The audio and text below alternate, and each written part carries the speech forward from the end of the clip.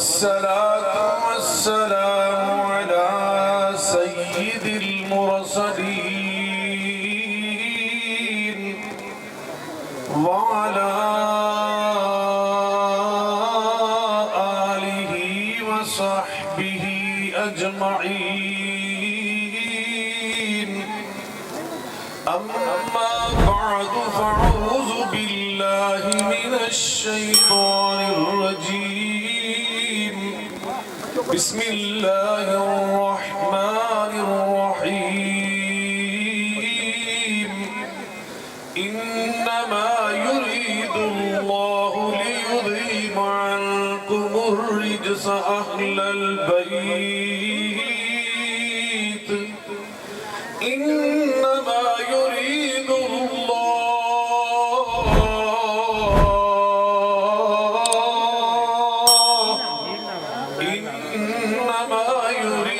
الله ليذهب عنكم الرجس أهل البيت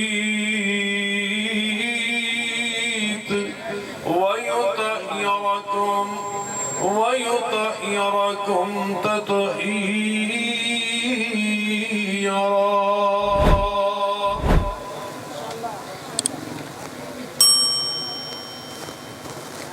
صدر ذی وقار بقیت السلف حضرت مولانا قاری محمد افضل عزیز صاحب حفظهم اللہ تعالی، میزبان مکرم برادر عزیز مولانا قاری زکریا ساقی صاحب، مولانا عبدالرشید ساجد صاحب، مولانا ہارون یاسر بختی صاحب، علماء کرام، بزرگان من، برادران ملت، میں سب سے پہلے نداء الاسلام کانفرنس میں شریک ہونے پر اللہ رب العزت کا بے پناہ شکر ادا کرتا ہوں. دعا گو ہوں اس کانفرنس کے انعقاد و انتظام اور اہتمام کے جو پاکیزہ مقاصد ہیں اللہ اپنی رحمت کے ساتھ پورے فرمائے. ہم سب کی اس حاضری کو اللہ تعالیٰ شرف قبولیت عطا فرمائے.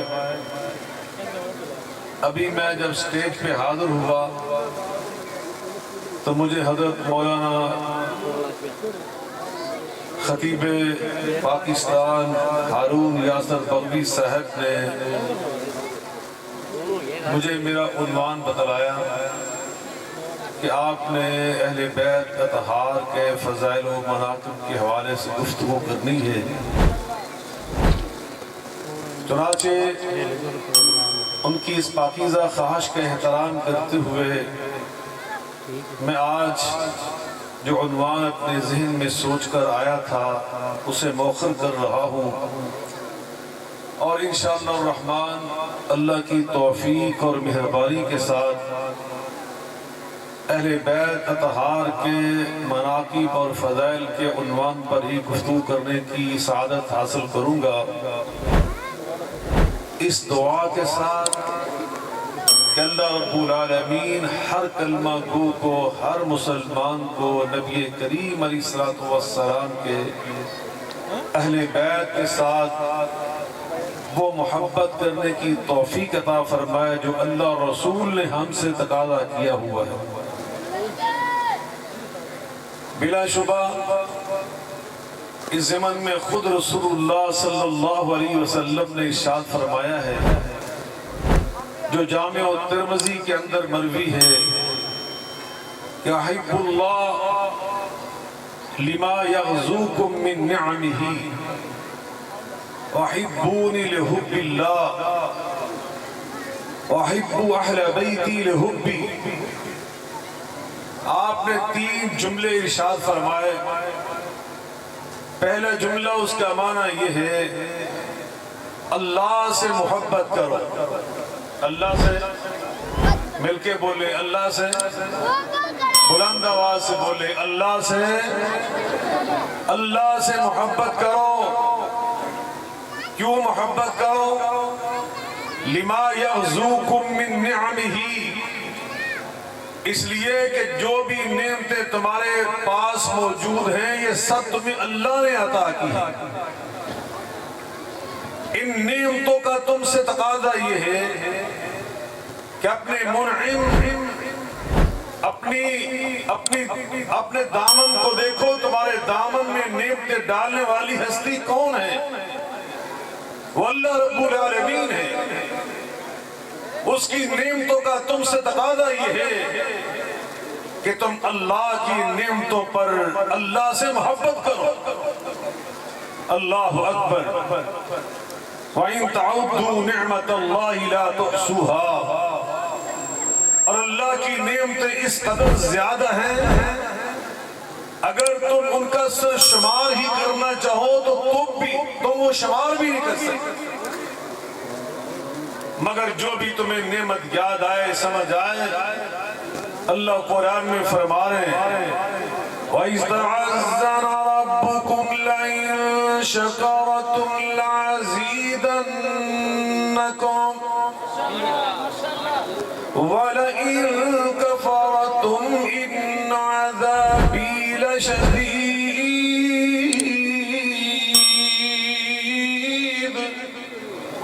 اللہ کی نعمتوں پر اللہ کے شکر گزار بندے بن جاؤ۔ یہ اللہ کی نعمتوں کا تم سے تقاضا ہے، اور تمہاری سر سے لے کے پاؤں تک جو بھی نعمت ہے، ایمان، دین، قرآن، بیت اللہ، آمینہ کے لال سے امتی ہونے کا رشتہ، یہ ساری نعمتیں، اور سر سے لے کے پاؤں تک جسمانی اعتبار سے، اور دنیا کو دیکھو، ساری جو دنیاوی نعمتیں، آسائشیں، یہ سب ہمیں عطا کرنے والا کون ہے؟ أَلَمْ نَجْعَلْ لَهُ عَيْنَيْنِ وَلِسَانًا وَشَفَتَيْنِ أَلَمْ نَجْعَلْ لَهُ عَيْنَيْنِ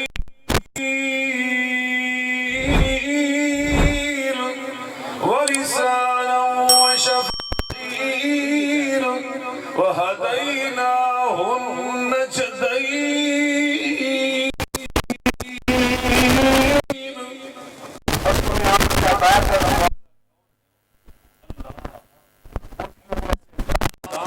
اور دیکھنے والی اور بولنے والی زبان کرنے والا کون؟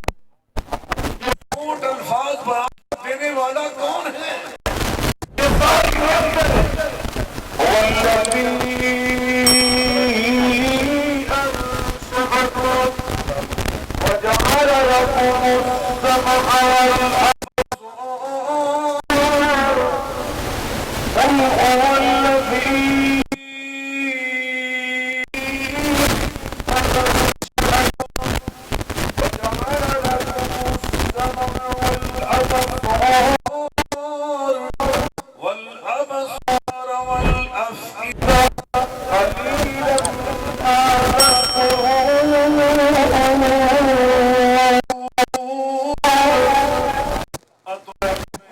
سماعت عطا کرنے والا، تمہیں پورا وجود عطا کرنے والا، یہ ساری نعمتیں تمہیں عطا کرنے والا صرف اور صرف کون ہے؟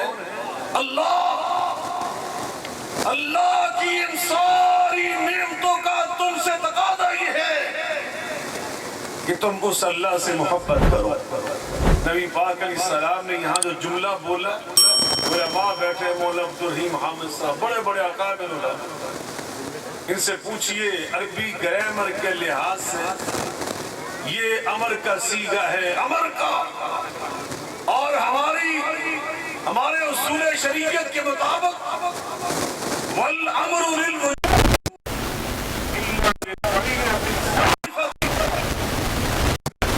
صارفہ، تو جس معاملے پر اللہ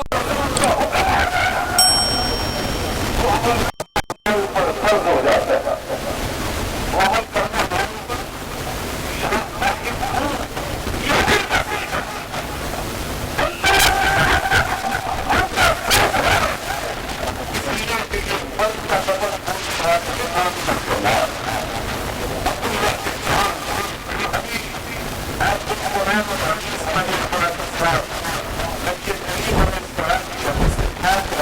حدیث کی اہمیت کیا ہے، اس کی حیثیت کیا ہے، حدیث کیا ہے۔ کتنی ایسی چیزیں ہیں جو قرآن میں اللہ نے حرام نہیں کی براہ راست، لیکن کملی والے نے ان کو ہم پہ حرام کیا۔ میں نے ٹی وی پروگرام کیا تھا، مسلسل 12 کی قسطیں تھی، یہ آج ہوئی تھا، وہاں میں نے حجیت حدیث کو 12 قسطوں میں بیان کیا۔